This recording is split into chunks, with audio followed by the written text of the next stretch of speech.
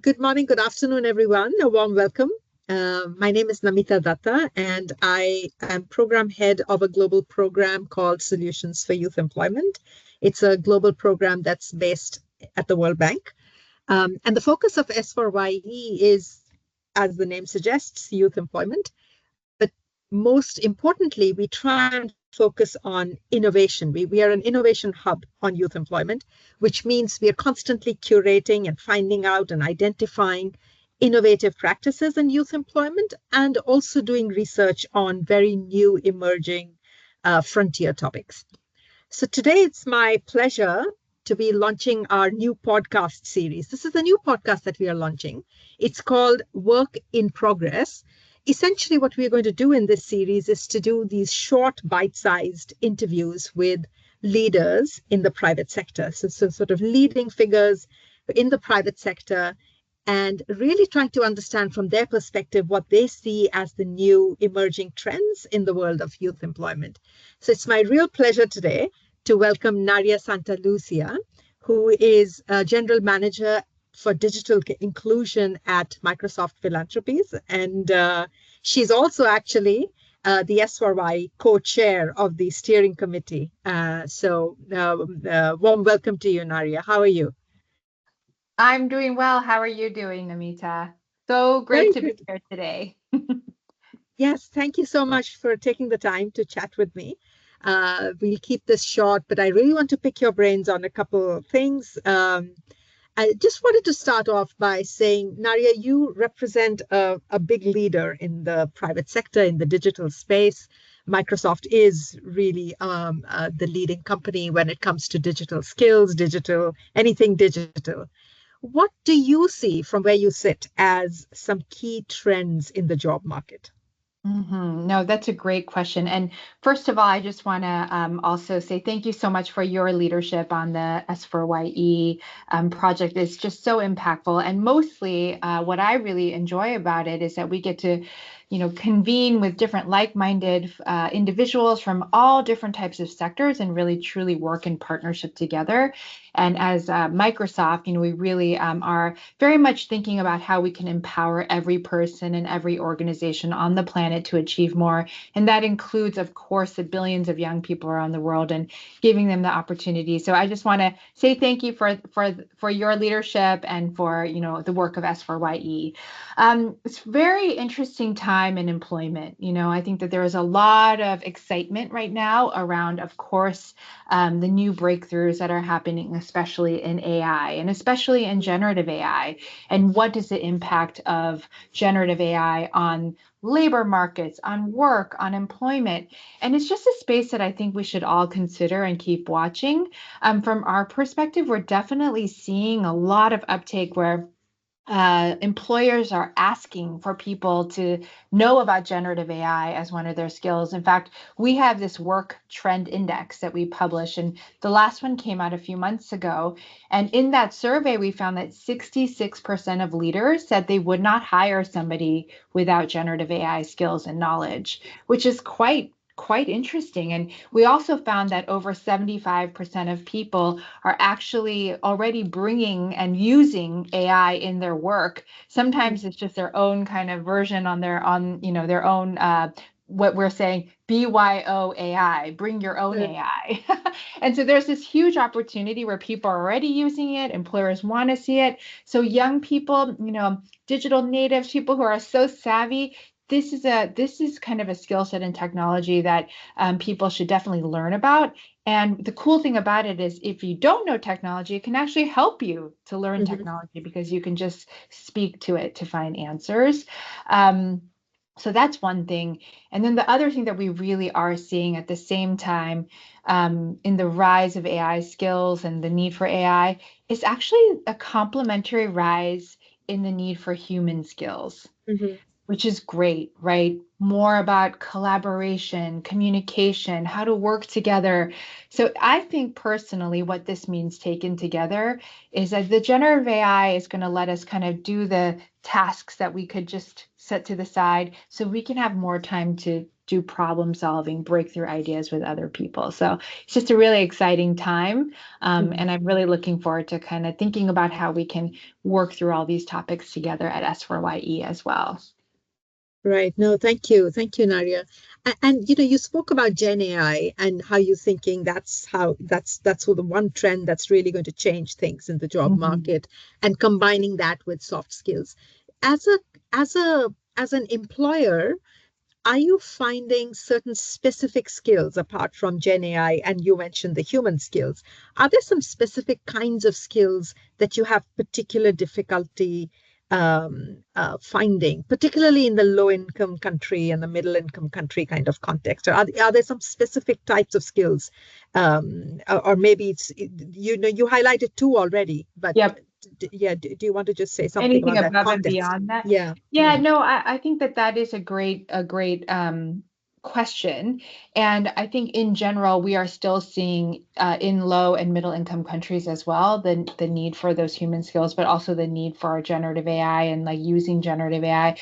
There's always also going to be in the creation of this new AI economy, like a lot of, we've been thinking about it in a lot of ways with like, even the advent of other technologies that were disruptive, like the printing press, right? Mhm, Where, yes, there was the printing press, but in order to support that ecosystem, right, you need publishers, you need, bookmakers, you need the writers. And in that similar way, I feel like this AI is going to it will create a whole new AI economy, and my hope is that in low and middle income countries, and I think Microsoft's hope is the same, can we leapfrog some mhm, individuals into those roles that are going to be available in this new AI economy? And that goes from everything from, data and analytics, to infrastructure, to data centers, so many different things that are going to have to be created, as well as the developers themselves who are creating the tools that are built on top of these large language models. So there's just a lot of opportunity, and I really think everybody's at the starting line on generative AI right yeah. now. So if we can really, as a concerted community, very much help leapfrog low and middle income countries, that'd be great for these skills and roles. The other thing I will have to note is that very, very early data, but our LinkedIn is already seeing that some of the skills that can be more augmented by AI are actually going to impact young people even more. Mhm, So that means to me that we need to be really vigilant to make sure that the skills that we're teaching young people and that they're developing are the ones that are going to be evergreen and mhm. generative AI disruption proof as well. So those are just a couple of things that are top of mind. I think specifically for LIMCs, but broadly in general as well. And if we're not mindful and intentional about leapfrogging these Mhm. countries, but also people the younger people, women in these Yes, countries, we run the risk of further kind of exacerbating the digital divide, absolutely. and all kinds of divides, whether it's access to jobs or access to skills, right? Because a lot of it now is going to depend on connectivity.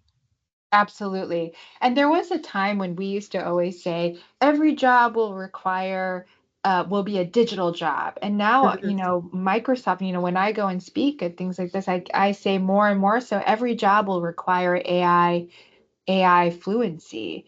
And what does that mean if you don't have the electricity? What does that mean if you don't have basic connectivity? It means that Mhm, you could be, it not only means users will be left behind, but there won't be the right data to mhm, train these large language models so that they're responsive and cultural and accurate. So, mhm.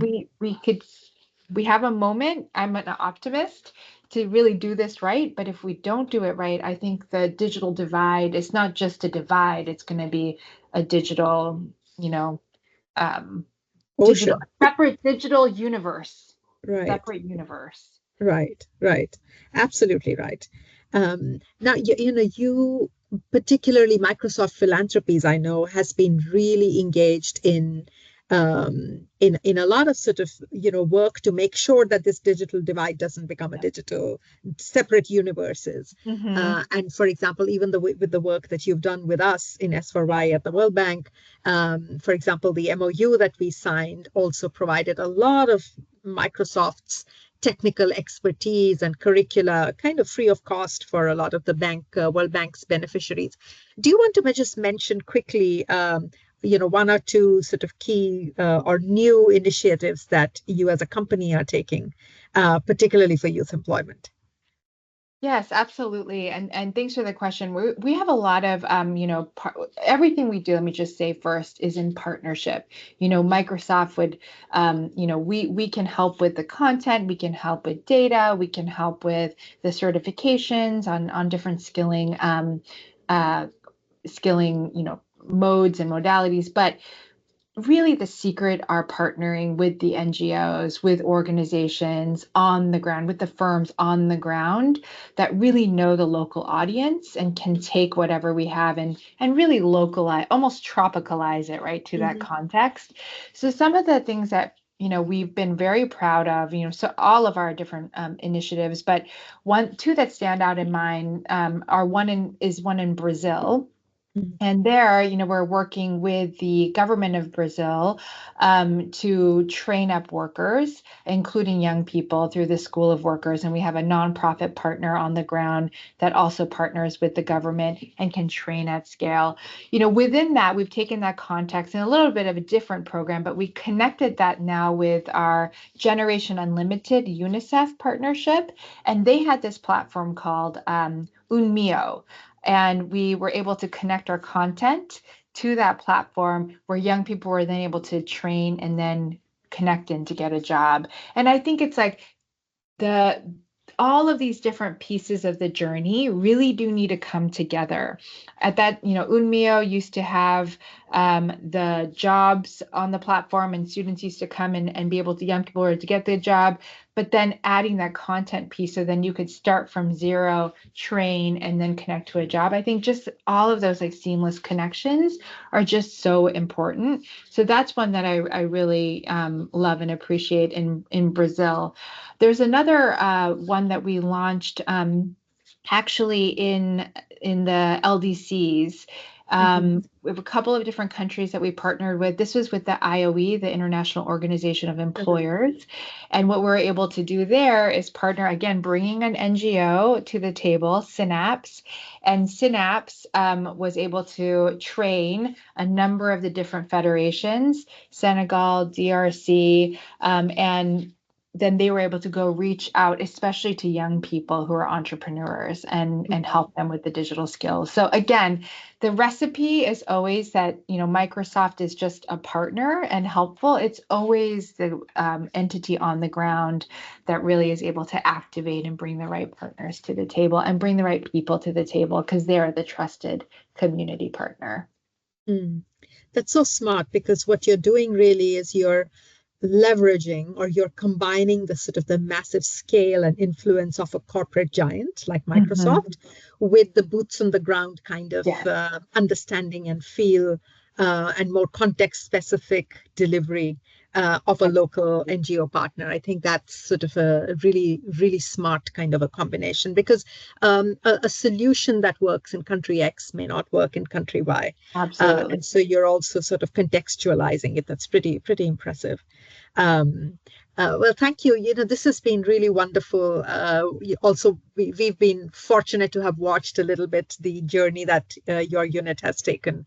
Any advice, career advice that you would have, Naria, for a young person, maybe a young person in a low or a middle income country who's just maybe finishing school, maybe just joining college and is planning ahead for a career, what might be just from your own personal work and your own personal journey, what advice would you give a young person today? Yeah, I love that question.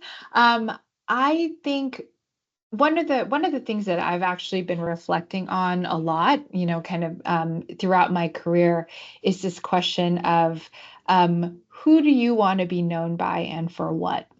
Hmm. And I think that that is something that is just like such a core. It's about finding your North Star and the mission for what you want to do. Um, and when you kind of put it into that perspective to say, you know what, I really want to have these people, know and appreciate the work that I've done, it kind of cuts through all of the noise, right?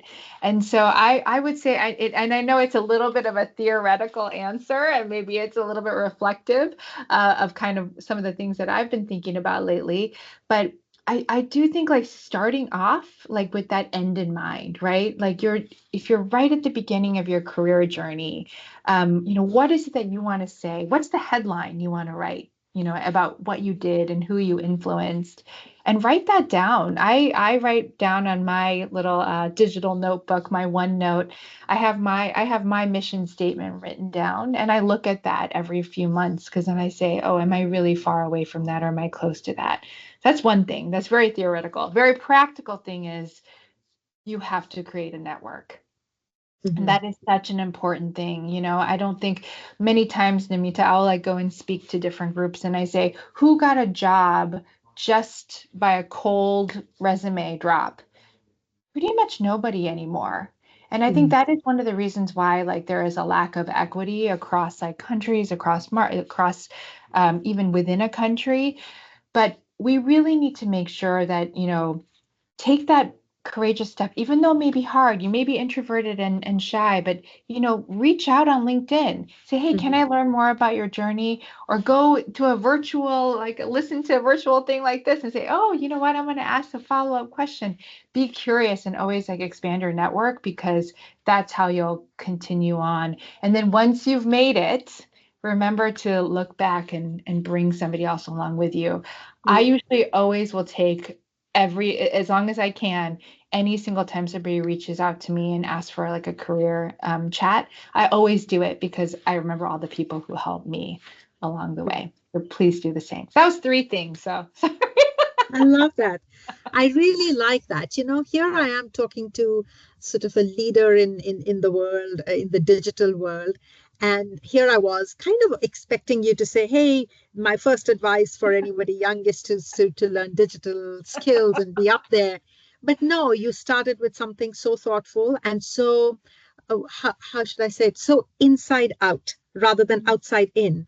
It's an inside out approach, which means be in touch with yourself first, Absolutely. and really ask yourself that, as a young person, ask yourself that question, that very, very reflective question about what is it that I want to be, and what is it that resonates with something inside me, and Yeah. then take it out into the world. I Yeah. really like that.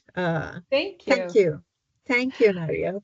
Thank you for sharing your thoughts, your reflections, and I look forward to continuing the excellent work that we've done together between Wonderful. Microsoft and SRI. Thank you. Thank you, Naria. And thank you, Namita, again for your leadership and all the work that you and your team have done for youth employment around the world. Thank you. Thank you.